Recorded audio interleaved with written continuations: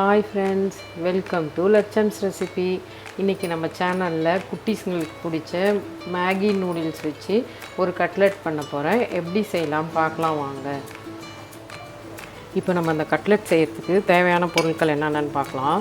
2 table spoon fresh பட்டாணி எடுத்து வச்சுருக்கேன். அதேமாதிரி குட்டி கேரட்லேருந்து 2 டேபிள் ஸ்பூன் கட் பண்ணி வச்சுருக்கேன்.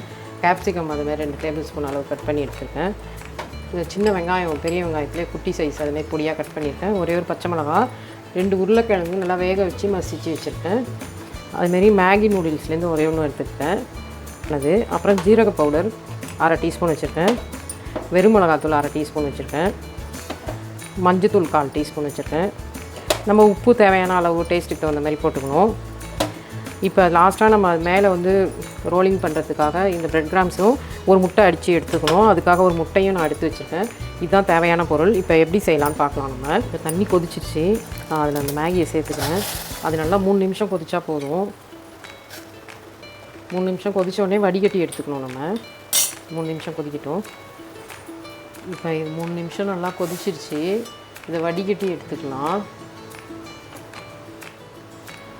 வேக வச்ச நூடுல்ஸ் வடிகட்டியாச்சு. தண்ணி சுத்தமாக வடிஞ்சிருச்சு. இப்போ இதை ஒரு பவுலில் சேர்த்துக்கலாம்.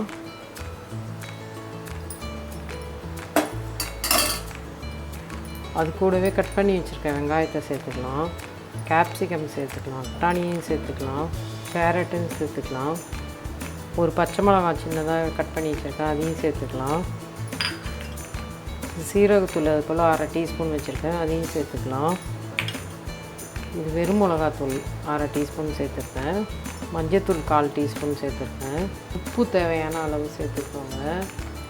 நான் ஒரு 3/4 ஸ்பூன் போடுறேன். அந்த மேகியோட கொடுத்த அந்த மசாலாவையும் நம்ம சேர்த்துக்கணும், பேக்கெட்டில் இருக்கிறத. இப்போ நம்ம வேக வச்சு மசிச்சு வச்சுருந்தால 2 உருளைக்கிழங்கு, அதையும் சேர்த்து தான் எல்லாத்தையும் நம்ம பிசைஞ்சு எடுத்துக்கணும். இப்போ இதெல்லாம் நல்லா மிக்ஸ் பண்ணிக்கலாம். நம்ம இப்போ எல்லாமே மிக்ஸ் பண்ணி எடுத்தாச்சு. இப்போ கையில் எண்ணெயை தடவிட்டு அதை உருண்டையாக மாற்றிட்டு அதை கட்லெட் மாதிரி நம்ம எடுத்துக்கலாம். எப்படின்னு பார்க்கலாம். சார் இந்த மாதிரி கையில் எண்ணெய் தடவிக்கோங்க.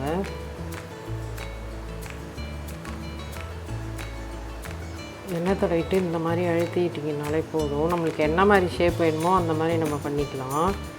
இந்த மாதிரி செஞ்சுக்கோங்க ரவுண்டாக. இப்போ இந்த மாதிரி கட்லெட்டுக்கு இந்த மாதிரி உருண்டையாக ஆக்கி அதை கையில் இப்படி வச்சு அமுக்கி எடுத்துக்கோங்க.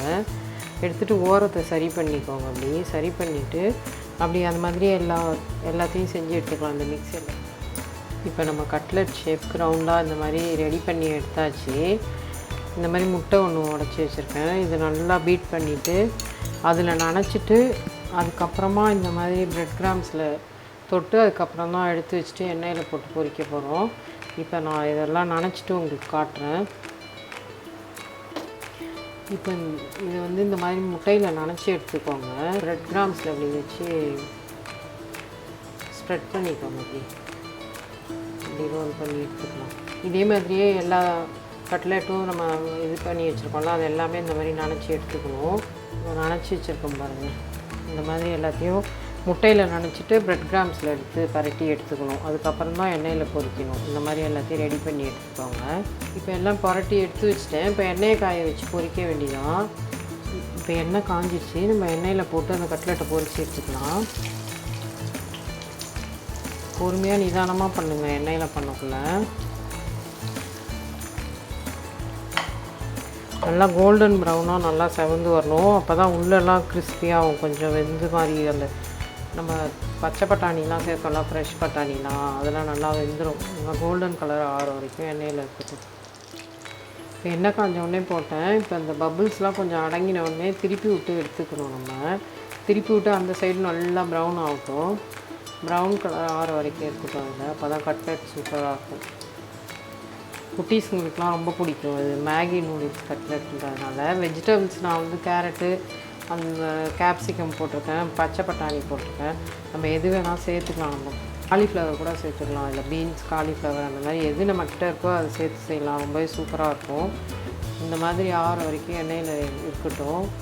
இந்த மாதிரி ப்ரௌன் கலர் ஆனவங்களே எடுங்க. இப்போ கட்லெட் ரெடி ஆகிடுச்சு. இந்த மாதிரி எல்லாத்தையும் பொரித்து எடுத்துக்கணும். எல்லாமே நான் பொரித்து எடுத்துட்டேன்.